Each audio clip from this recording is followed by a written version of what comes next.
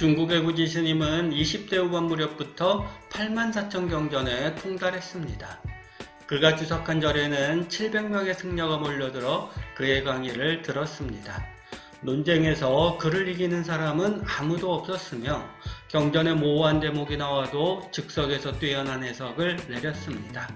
어느 날 삿갓을 쓴 비구니 한 명이 큰 스님이나 들고 다니는 육환장을 오른손에 들고 나타났습니다. 비구니는 구지 스님 앞에서 인사는커녕 삿갓도 벗지 않았습니다.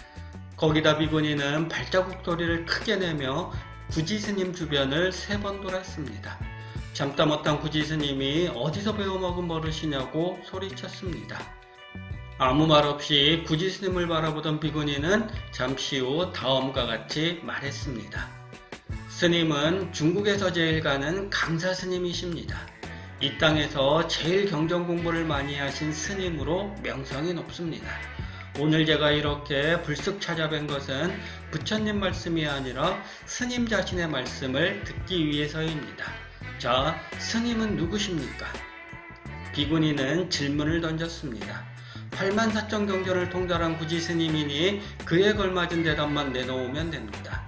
한데 아무 생각도 나지 않습니다. 어떻게 답변해야 할지 모르겠습니다. 사실 이 질문을 받는 순간 구지 스님은 숨이 턱 막혔습니다. 아무리 생각해도 84,000 경전에서 그에 대답할 근거를 찾아낼 수 없었으니까요. 모든 경전을 바로 외고 거꾸로 해도 답을 찾아낼 수가 없었습니다. 부처님의 말씀을 온전히 한다고 자부하던 마음은 도대체 무엇이었던가요? 마음 깊은 자리에서 부끄러움이 밀려나오는 걸 구지 스님은 확연히 느꼈습니다. 상황을 파악한 비구니는 스님의 말도 모르는 사람이 어떻게 부처님 말씀을 가르치냐며 쏘아붙였습니다. 구지 스님은 돌아서는 비구니를 붙들고 스승이 누구냐고 물었습니다. 비구니는 천룡 스님이라고 말하고 제 갈 길을 가버렸습니다. 충격을 받은 구지 스님은 방에 들어가 읽던 책을 내던지고 가사를 읽고는 절한 승려들을 불러 모았습니다. 700명이 모인 자리에서 그는 비구니 이야기를 꺼내며 비구니가 던진 질문에 답할 수 있을 때까지 입을 열지 않겠다고 선언했습니다. 배울 것이 많은 사람이 강원을 운영하는 건 말도 안 된다는 말도 했습니다. 누구를 믿고 의지하느냐는 제자들의 말에는 그저 훌륭한 스승을 찾아가라는 답변만 할 뿐이었습니다. 한편으로 그는 제자들에게 우리는 모두 죽는다며 더 이상 바보로 살아서는 안 된다고 강조했습니다. 부처님의 말씀에 매이지 말고 자기 말을 찾으라는 생각을 이리 표현한 것이지요. 이날부터 구지 스님은 나의 진정한 말은 무엇인가, 나는 누구인가 오직 모를 뿐을 마음에 새기고 수행을 거듭했습니다. 그러던 어느 날 한밤중에 누군가 절문을 사정없이 두드렸습니다. 시봉을 맡은 동자승에게 그는 구지 스님을 만나게 해달라고 졸랐습니다. 큰 스님은 지금 정진 중이라고 말해도 소용없었습니다. 1시간가량 실랑이가 벌어지자 구지 스님이 밖으로 나왔습니다. 썩 꺼지라고 외쳐도 문 밖에서는 아무런 움직임이 없었습니다. 문틈 사이로 평화롭고 맑은 얼굴이 보였습니다. 어둠을 몰아내는 빛까지 뻗어나왔습니다. 비구니의 스승인 천룡 스님이 찾아온 것이었습니다. 문 밖의 사람이 천룡 스님인가란 구지 스님은 서둘러 문을 열었습니다. 얼굴 가득 미소를 띤 천룡 스님은 전에 실체라는 비구니 제자가 범한 무례를 사과하러 왔다고 말했습니다. 구지 스님은 바로 그 비구니가 자신의 마음을 깨워주셨다며 천룡 스님을 전하르노 모셨습니다. 천룡 스님은 다시 한번 제자의 무례를 사과하며 자기에게 물을 게 있으면 마음껏 물으라고 이야기했습니다. 기다렸다는 듯 구지 스님은 스님의 진정한 말씀이 무엇이냐고 물었습니다. 답변은 하지 않고 천룡 스님은 구지 스님의 눈을 뚫어질 듯 보았습니다. 얼마나 시간이 흘렀을까요? 천룡 스님이 가운데 손가락을 천천히 들어 보였습니다. 순간 구지 스님의 마음 깊은 자리에서 섬광처럼 환한 불빛이 피어났습니다. 팔만대장경의 소식이 이 손가락 하나에 있고 대우주의 실체와 진리가 이 손가락 하나에 있고 대보살행이 이 손가락 하나에 있다는 걸 그는 한순간에 깨달았습니다. 구지스님은 진심 어린 마음으로 찰룡스님에게 삼배를 올렸습니다. 스님은 지금 무엇을 얻었느냐고 찰룡스님이 묻자 구지스님은 곧바로 손가락 하나를 들어 올렸습니다. 찰룡스님은 손뼉을 치며 제일처럼 기뻐했습니다. 깨달음을 얻은 구지스님은 보임 공부를 위해 높은 산자락에 있는 남자로 거처를 옮겼습니다. 훌륭한 선생들은 깨달음을 얻고 난 뒤에도 일정 기간 수행을 더 하는데 그것이 바로 보임입니다. 암자에서 수행하는 구지스님의 소문을 듣고 신도들이 몰려왔습니다. 신도들은 저마다 무엇이 부처이고 법이고 진리냐고 물었습니다. 그때마다 구지스님은 손가락 하나를 들어 보였습니다. 자연스레 사람들은 그를 손가락 큰 스님이라고 불렀습니다. 어느 날 구지스님은 열세상 동자승을 암자에 남겨두고 마을로 내려갔습니다. 비구승 하나가 구지스님을 만나고 싶다며 절에 들렀습니다. 여쭐 게 있다는 비구승에게 동자승은 3년간 큰 스님과 같이 지냈다며 궁금한 게 있으면 자기에게 물어보라고 말했습니다. 구지스님을 만나지 못할까 걱정하던 비구승의 얼굴에 화색이 돌았습니다.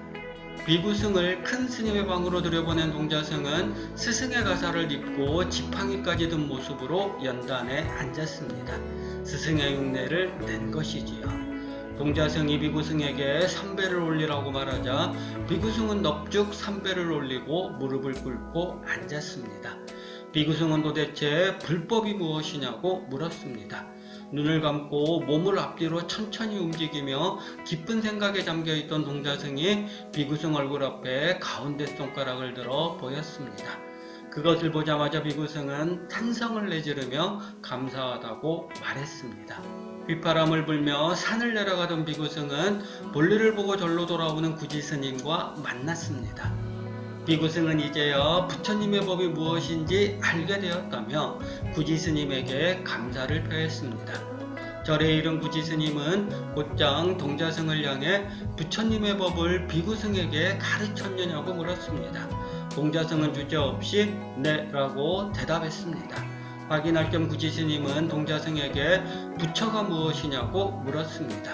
동자승은 그저 손가락 한 개를 번쩍 들어 보였습니다.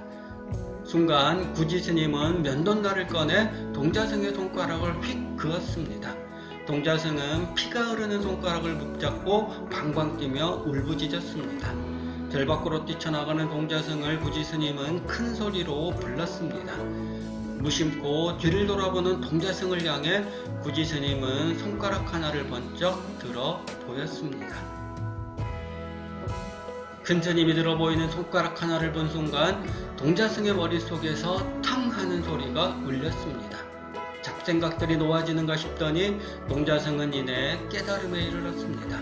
정말로 이런 일이 일어났느냐고 물을 필요는 없습니다. 중요한 것은 구지스님이 벌인 행동이니까요. 구지스님은 84,000 경전에 통달했습니다. 하지만 비구니가 던진 질문에 전혀 대답하지 못했습니다. 그런 스님이 찰룡스님이 내민 손가락 하나를 보고 깨달음에 이르렀습니다. 지식으로 깨달음에 이르는 데는 분명한 한계가 있습니다. 지식 너머에서 빛나는 지혜의 눈을 보려면 머릿속을 채운 지식을 완전히 덜어내야 합니다.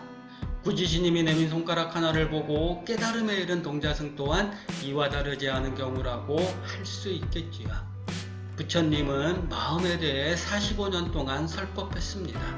마음의 본질을 깨우치기 위해 법을 어떻게 사용해야 하는가, 이것이 바로 부처님이 가르치는 처음이자 끝이었습니다. 마음을 안다는 것은 마음을 잃는다는 걸 의미합니다.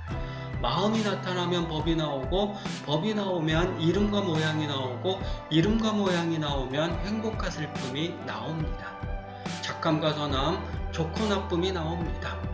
하지만 마음이 사라지면 법이 사라지고, 법이 사라지면 이름과 모양이 사라지고, 이름과 모양이 사라지면 좋고 싫음, 행복과 슬픔, 오고 감 모든 것이 사라집니다. 마음이 없으면 모든 것이 사라지는데 부처와 경전과 법에 매여 무엇할까요? 수많은 경전과 연구서들은 마음을 그저 설명하고 있습니다. 아주 맛있는 음식을 찍어 놓은 사진과 같습니다.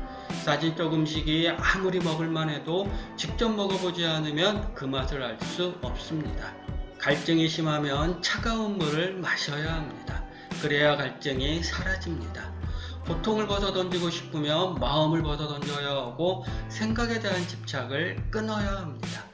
잊지도 않은 마음을 움켜쥐고 고통스러워하는 이들이 얼마나 많은지요. 이때는 부처님의 말씀도 필요하고 경전도 필요합니다. 하지만 그것에 매여서는 안 됩니다. 부처님은 달을 가리켰는데 우리는 자꾸만 부처님 손가락만 바라보면 어떻게 될까요? 전령스님이 내민 손가락을 본 구지스님은 손가락에 매이지 않고 그 너머를 바라보았습니다. 깨달음은 바로 거기서 오롯이 피어나는 셈입니다.